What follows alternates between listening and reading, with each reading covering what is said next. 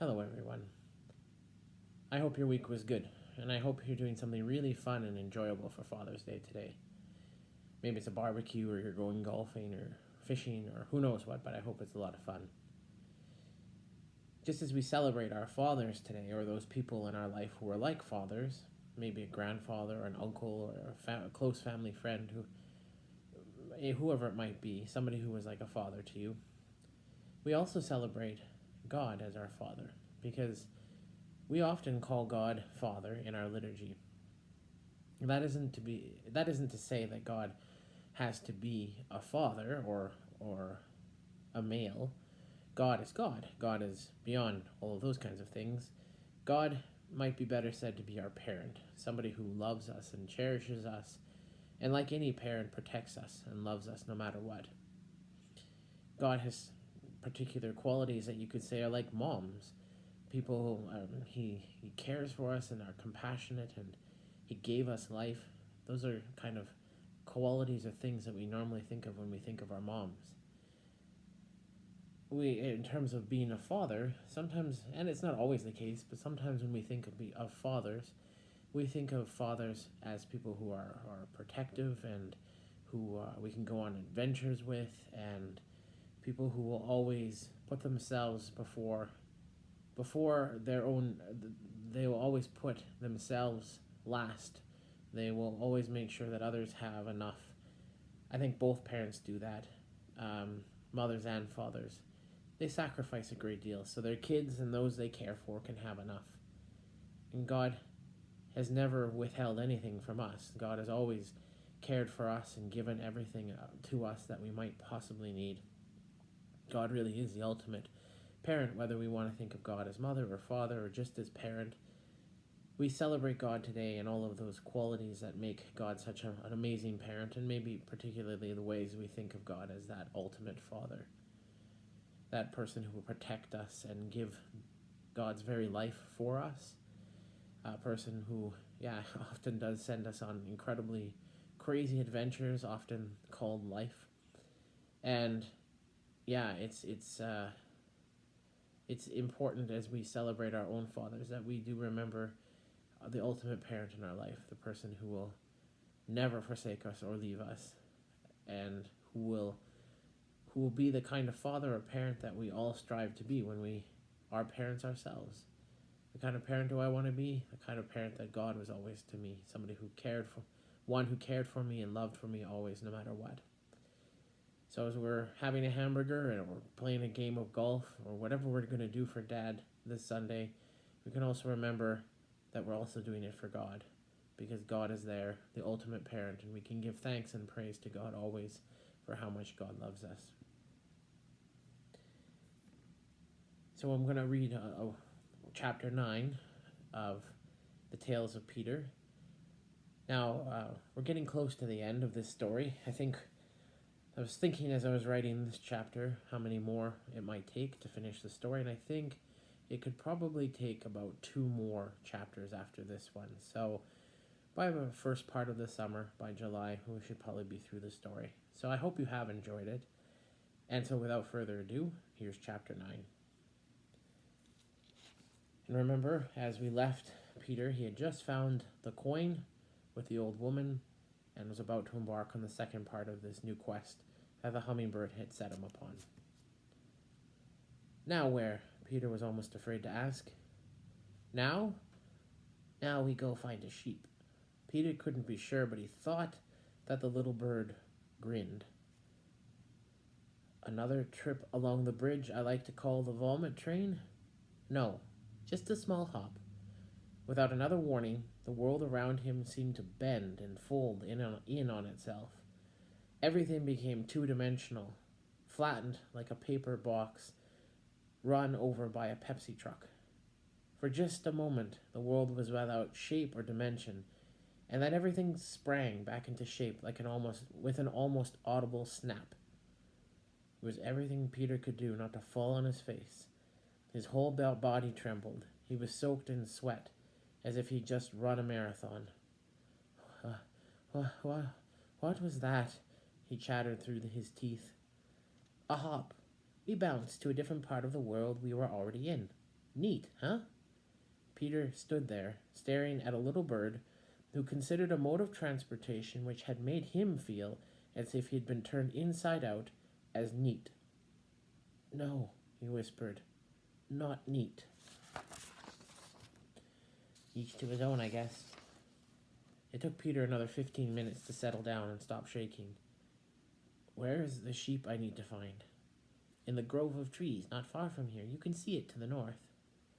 Peter took that moment to look around at the setting they now found themselves in. Low hills and the occasional tufts of grass dominated the landscape. It was harsh terrain and seemed almost desert-like. He could hear sheep somewhere to the south of him. They seemed upset. When he asked about that, the little bird told him that yes, the sheep were upset. One of the flock was lost. But worse than that, their shepherd had gone out looking for the lost one, and now they were scared. They were used to having him around, and now he wasn't there to protect them. Why would the shepherd leave all of his sheep just to find one? That seems a little risky. Well, perhaps you could ask him when you see him. Peter shrugged. He set off towards the trees. I should note that it is interesting, as he did so, that he never stopped to think of the dangers that might be waiting for him. A lion could have been lurking in those trees, or some other predator. There may have been bandits, but none of that crossed his mind. He was tired. He missed his family, and he wanted this quest to be over. On top of all of that, what the unicorns had shown him still weighed upon him. He needed to talk to his parents. Soon enough, he found himself in the stand of trees. It was dark out, and he couldn't see much. So instead, he relied on his hearing. Unless the sheep was dead, it should be making enough noise for him to locate. Sure enough, he did hear a soft bleating coming from his right. He started towards the noise, but abruptly stopped. There was another noise coming from that direction. It was the sound of something large, moving through the trees, and it seemed to be heading for the sheep. He could have left. He had no idea what that other noise was, and it could have been dangerous. But he didn't. Instead, he ran towards the sound of the sheep, careless of the noise he was making. He simply wanted to reach the animal before the other creature did, whatever it might be. Branches whipped him in his face. He stumbled more than once on a hidden root, but he kept upright and he kept running. He stumbled on the sheep so suddenly that he almost ran right by it. But there it was, entwined in brambles and bleeding in fear that something it didn't know had discovered it. Shh, quiet. I will get you free, but you have to stay quiet. The sheep did what sheep always do. It didn't listen and bleated louder. Peter worked quickly, loosening and untying the brambles where he could, snapping others where he couldn't. The sheep struggled as well once it realized that Peter wasn't there to hurt it. Soon enough, it was free. Go, Peter cried, go! But it was immediately apparent that it had hurt its back leg. It limped a couple of steps and then flopped down despondently. Peter could hear whatever was in the trees growing nearer. It would be on them any minute now. Bleeding, bruised, and exhausted, Peter did the only thing he could think of. He gathered the sheep into his arms and he ran. He could never say how he managed that. It was likely a combination of the sheep cooperating, his own adrenaline coursing through his veins, and the fact that the sheep itself didn't seem to be full grown. Whatever the reason, Peter managed to break free of the trees ahead of the predator, but it was close behind them, and within a few steps of the grove, Peter knew it was free of the trees and hot on their heels. It was, in fact, a lion, and a rather angry lion at that. It was enraged that somehow its easy meal had escaped it. Peter glanced over his shoulder. It nearly had them. Peter tried to run faster, but only managed to stumble and go down. The lion would be on them any moment. This was the way his life was going to end. He closed his eyes and braced for the worst. But instead of claws, he was greeted with a horrible, high-pitched yowl, and then another, and then he heard the sound of the lion running off. He opened his eyes. The lion was nearly 100 yards away, running hard the other direction. Peter tried to still his nerves. The sheep lay in his arms, trembling. They stayed like that until a hand reached out, and a voice said, "Do you need help?" Peter looked up. A man, a shepherd, stood above him with his hand outstretched. Gratefully, Peter took his hand and was pulled to his feet. The sheep, obviously recognizing its shepherd, bleated gratefully. The shepherd stooped down and picked it up. It was then that Peter noticed the sling in the shepherd's hand, obviously used to drive the lion away. "Thank you," he said. Peter was immediately put to ease by this man. I didn't understand that. Sorry. Why you... My phone decided to be active just now. Silly phone. Where was I? Okay, there we go. "Thank you," he said. Peter was immediately put to ease by this man. He couldn't have been more than 30, yet he seemed older, calmer, wiser, although Peter couldn't say how he knew that. Peter nodded. I didn't do much. You saved her. I would not have made it in time.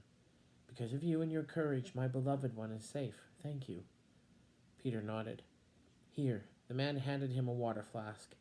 Peter accepted it wordlessly and drank with a greedy thirst. The water seemed to strengthen him. Exhaustion, fear, even his aches and pains simply vanished. He handed the water back to the man, but the man shook his head. "No, I have another. You keep it. You may need it." "Thank you," Peter said. "Thank you," the shepherd smiled. "I'm afraid I must leave you now. I left the others, and I should really get back to them. You are a good man, Peter. Never forget that. I'll see you soon." With that, he turned and started back to the flock. Peter wanted to ask him how he knew his name, and how he knew they would see each other again, but the question seemed unimportant. He watched the shepherd walk away, and when he disappeared over the top of a hill, Peter turned and walked back to the hummingbird. "Success?" it asked. "Yes, I found the sheep, and it's safe." "Good. Now we go find the young man." So that's chapter 7. No, not chapter 7. Sorry, that's chapter 9. I hope you enjoyed it. And like I said, probably a couple more chapters until we see how this all wraps up. Meanwhile, I do hope you have a wonderful weekend and a wonderful week ahead. Technically, I guess we're about to start summer holidays for those of you in school. It's not going to feel much different than what was already going on, but I hope you do enjoy it, and I hope that we'll be able to see you guys soon. Bye for now.